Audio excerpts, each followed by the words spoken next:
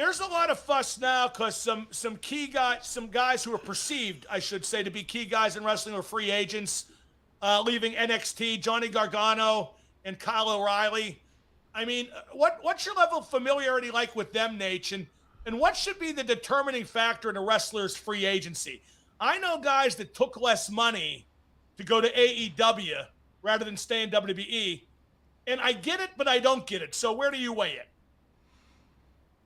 Well, I don't know enough. I don't know. I know I've met Gargano, but just know him and say hi. I don't know the other fellow at all. But when you leave the WWE, you're taking a big step. Because I don't see where they fit in when they're leaving NXT. As a result, I imagine a frustration of not being brought up to the main roster. I guess that would be the reason they were leaving. Eventually Tony is not going to be hiring everybody. So I don't know. I disagree. I think he'll be hiring everybody in perpetuity, and I think it's going to cause him some problems sooner or later. You think he'll hire him right away? I don't know if he'll hire them, but he's going to keep hiring guys. That's their booking. Their booking is new matches and surprise debuts, but they already have 15 pounds of sugar for a 10-pound bag, and it's going to drive some people to New York. There's no question about that in my mind. Yeah, drive some people, but who's Vince going to take from there?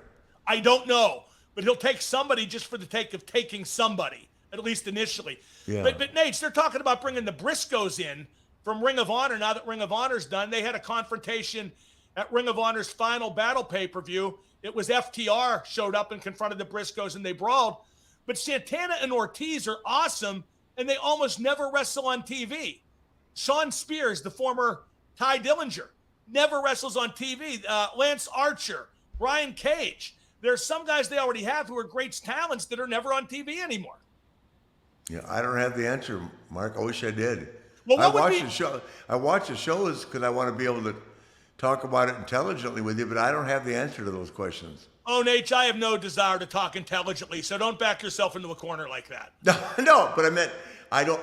I thought Brian Cage was going to be a big part of their program, and you're right. I very rarely see him. There you go. So he got that big push for a while, and then I just saw him for the first time. I think there was 8 guys in the ring the other night.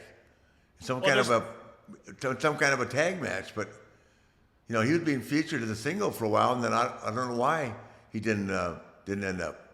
Yeah, well, I mean, if I were Gargano and O'Reilly, I'd stay in WWE, and maybe they yet will, because here's how I look at it, Nate. And I'm being very honest.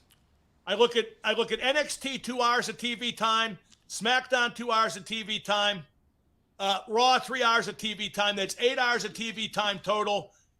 AEW has 3 hours of TV time total because those YouTube shows don't count.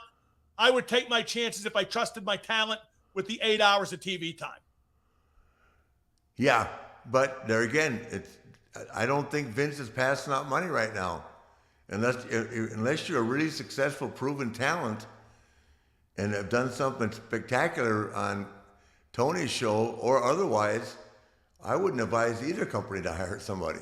No question. Now, I'm just saying all things being equal. It's hard. Yeah, all things being equal, you're right. But I think that I just think right now the development, one of the problems is that the developmental program for both men and women isn't developing enough people.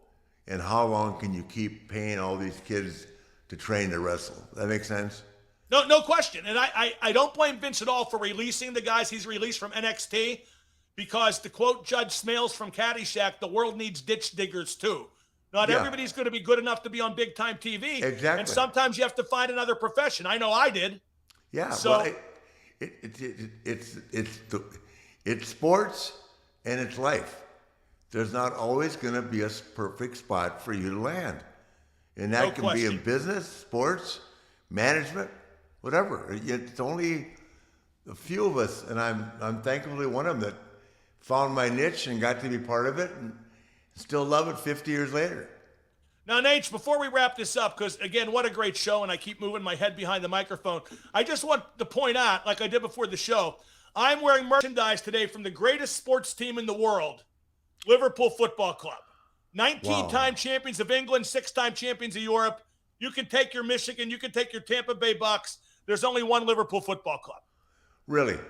Yes. Well, next week I'll have my Buccaneer or Packer stuff on. Yeah, depending on who wins, right? Or my Michigan stuff. Depending on who wins, right? Well, I just have an assortment of favorites. That's actually a very diplomatic way to put it. Hey, by the way, the Penguins beat the Capitals. I watched. And then beat the Anaheim Ducks the next night, Nate. How about Penguins on a roll. Crosby's back, 7 assists. I track it for you. Well, tell him to get rid of his girlfriend. When he's single, he plays better. You know what I wanted to do, don't you? What? I wanted to fix him up with Ashley back when. No, I'm serious. I mean, it's always one of them's had a girlfriend or a boyfriend at the time. Yeah, but it would have been very hard for him to be the second best athlete in the family. I think he would have been very accepting. I think he would have taken a few years off his career, but, hey, live and learn. Nate, great stuff as always. We'll do it again next week. Hey, it's tough to be a Flair. So I hear. That's red whiskey for me and water from a horse. Woo! That's Ric Flair. I'm Mark Madden. 5 o'clock somewhere, sometime. Thank you for checking out Woo Nation Uncensored. Woo!